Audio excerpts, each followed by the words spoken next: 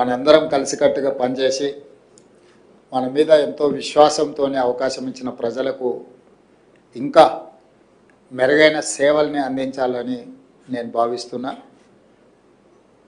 ఈరోజు 2-3 అంశాలను మాత్రమే నేను ప్రస్తావించదలుచుకున్నా. చాలామంది సంఘాల నాయకులు ప్రభుత్వంతో కుమ్ముక్కైనరా అని అంటున్నారు.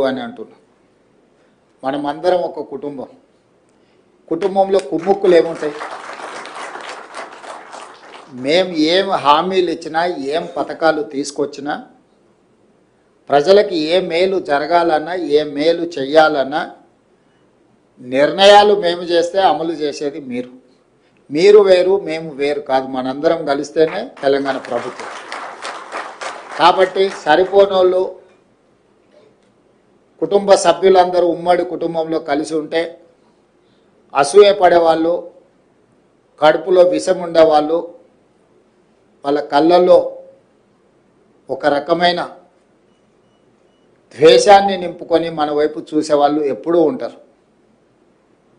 దేవతలు యాగాలు చేసినప్పుడు శుక్రాచార్యుడు రాక్షసులకు కులగురు, మారీచుడు లాంటి రాక్షసులు దేవతలు చేసే యజ్ఞాలను ఎప్పుడు భగ్నం చేయడానికి ప్రయత్నం చేస్తూనే ఉంటారు.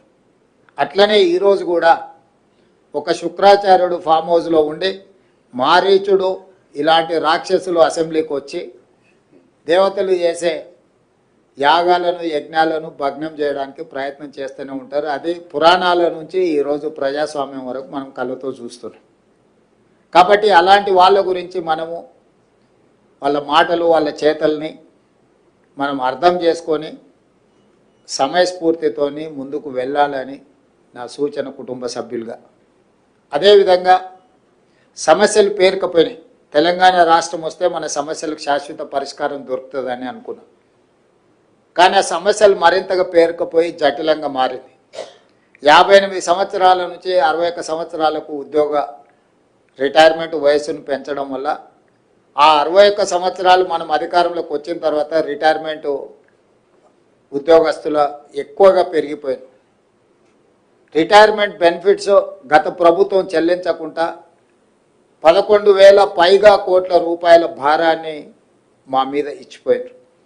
అదేవిధంగా కాంట్రాక్టర్లకు చెల్లించాల్సిన బిల్లులు, ప్రభుత్వానికి సరఫరాలు చేసిన వాళ్ళ బిల్లులు దాదాపుగా 42,000 కోట్ల రూపాయలు బకాయిలు పెట్టారు. ఇవే కాకుండా సింగరేణి సంస్థ దగ్గర బొగ్గు కొని, విద్యుత్ శాఖ దగ్గర రైతులకు ఉచితంగా విద్యుత్ సరఫరా చేసి, ఇట్లా ప్రభుత్వంలోనే ఉండే కార్పొరేషన్లకు కూడా వేలాది కోట్ల రూపాయలు, దాదాపుగా 1,11,000 కోట్ల రూపాయలు బకాయిలు బ్యాంకు లోన్లు కాకుండా, బ్యాంకులలో తాత్కాలికంగా దీర్ఘకాలికంగా తెచ్చిన అప్పులు 7 లక్షల కోట్ల పైగా పెట్టి 1,11,000 కోట్ల రూపాయలు చేబదులు సర్దుబాటు అంటాం కదా, అంటే విద్యుత్ శాఖ కావచ్చు, సింగరేణి లాంటి సంస్థలు కావచ్చు, ప్రభుత్వ ఉద్యోగస్తుల రిటైర్మెంట్ బెనిఫిట్స్ కావచ్చు, లేకపోతే పెన్షన్ బెనిఫిట్స్ కావచ్చు, ఇట్లా రకరకాలవి అప్పటికప్పుడు చెల్లించాల్సినవి కూడా 1,11,000 కోట్ల రూపాయలను ఆ ప్రభుత్వం భారంగా మాకు ఇచ్చిపోయింది. అందుకే నేను శాసనసభలో వైట్ పేపర్ ప్రవేశపెట్టి గత ప్రభుత్వం నుంచి అధికారంతో పాటు మాకు బదిలీ అయిన అప్పులను, తప్పులను పారదర్శకంగా చట్టసభలో చర్చకు పెట్టిన. ఆ రోజు స్పష్టంగా ప్రభుత్వం ఎఫ్ఆర్బిఎం పరిధిలో కానీ, లేకపోతే కార్పొరేషన్ల పరిధిలో కానీ, లేకపోతే ప్రభుత్వానికి పనిచేసిన చెల్లించాల్సిన బకాయిలు కానీ, అదేవిధంగా ప్రభుత్వ ఉద్యోగస్తులకు చెల్లించాల్సిన రిటైర్మెంట్ బెనిఫిట్స్ కానీ, వీటన్నిటిని లెక్కలు కట్టి స్పష్టంగా 8,11,000 కోట్ల రూపాయల అప్పుల భారాన్ని మా మీద మోపినరు. ఇక్కడి నుంచి మా ప్రయాణం మొదలవుతుంది. ప్రభుత్వ ఉద్యోగస్తుల యొక్క జీతభత్యాలు, పెన్షన్స్, అదేవిధంగా గత ప్రభుత్వం చేసిన అప్పులకు అసలు మిత్తి చెల్లింపులు, అదేవిధంగా గతంలో కొనసాగుతున్న సంక్షేమ పథకాలు, కొత్తగా మేము ప్రవేశపెట్టిన సంక్షేమ పథకాలు, వీటన్నిటిని కూడా లెక్కలేస్తే ప్రతి నెల 30,000 కోట్ల రూపాయల అవసరం మనకు తేలింది. రాష్ట్ర ప్రభుత్వానికి వస్తున్న ఆదాయం 18,000 నుంచి 18,500 కోట్ల రూపాయలు. కొన్ని పథకాలను పక్కన పెట్టిన 22,500 కోట్ల రూపాయలు నువ్వు తల తాకట్టు పెట్టైనా ప్రతి నెల మన ఖర్చులు ఉన్నాయి.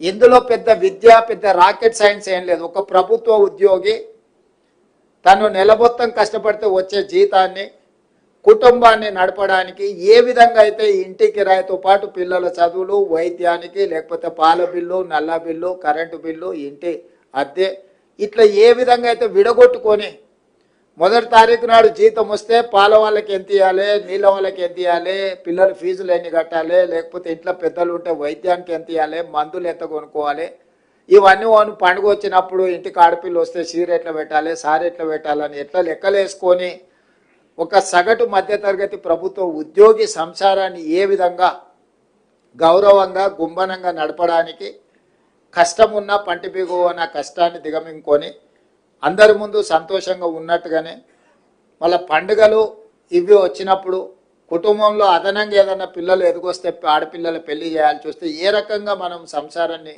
ముందుకు తీసుకెళ్తామో ఈరోజు మేము కూడా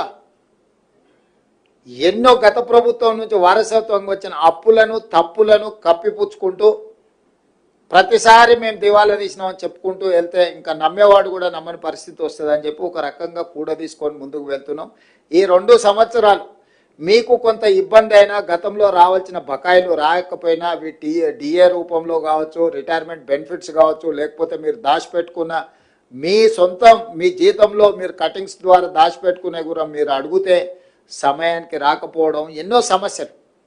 కొంతమంది రిటైర్మెంట్ ఉద్యోగస్తులకు ఆరోగ్య సమస్యలు వచ్చి వైద్యం చేయించుకుందాం అనుకున్నా కూడా సరైన సమయంలో రాని పరిస్థితుల్లో 2 సంవత్సరాలు ఈ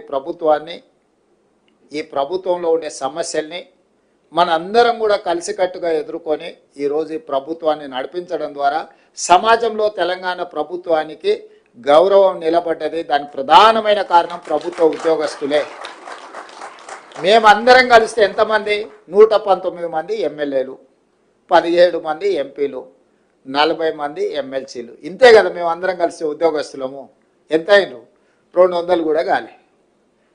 కానీ రాష్ట్రాన్ని నడిపేది 10.5 లక్షల మంది ప్రభుత్వ ఉద్యోగస్తులు. మేము 200 మంది లోపలనే ఉండే మేమే ఈ ప్రభుత్వాన్ని నడపలేము. ఈ ప్రభుత్వం సాధించిన విజయాలకు మేము 200 మందే అని ఎవరైనా అనుకుంటే అది వాళ్ళ భ్రమనే. అది నిజం కాదు, అర్ధసత్యం మాత్రమే. మేము ఇక్కడ కూర్చొని నిర్ణయాలు చేయొచ్చు. ఒక రకంగా చెప్పాలంటే 15 మంది మంత్రులే మారిండ్రు. మిగతా శాసనసభ్యులు అవతలలో యువతలలో, మిగతా ఎమ్మెల్సీలు అవతలలో యువతలలో, మిగతా ఎంపీలు అవతలలో యువతలలో వాళ్ళే ఉన్నారు. మారిందల్లా ముఖ్యమంత్రి 15 మంది మంత్రులు తప్ప మిగతా వాళ్ళందరూ దాదాపుగా అటుగనో ఇటుగనో 200లలో 100 మంది పాతోలే కొనసాగుతున్నారు.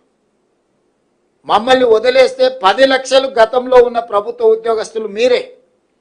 ఆనాడు వాళ్ళు చేసిన తప్పు నిర్ణయాలను కూడా మీ మీద ఒత్తిడి పెట్టి అమలు చేయించారు. ఈరోజు మేము చేసే సక్రమమైన నిర్ణయాలను కూడా మీరు అమలు చేస్తున్నారు. కాబట్టి ఈరోజు ఉపాధి హామీ పథకం నుంచి మొదలు పెడితే షాదీ ముబారక్ కావచ్చు, కళ్యాణ లక్ష్మి కావచ్చు, సన్న బియ్యం కావచ్చు, 200 యూనిట్లు ఉచిత కరెంటు కావచ్చు, రైతు బీమా కావచ్చు, లేకపోతే ఈరోజు ఇందిరమ్మ ఇండ్లు కావచ్చు, మా ప్రభుత్వం గొప్పగా చెప్పుకునే సన్న బియ్యం పథకము, ఇందిరమ్మ ఇండ్లు, ఈరోజు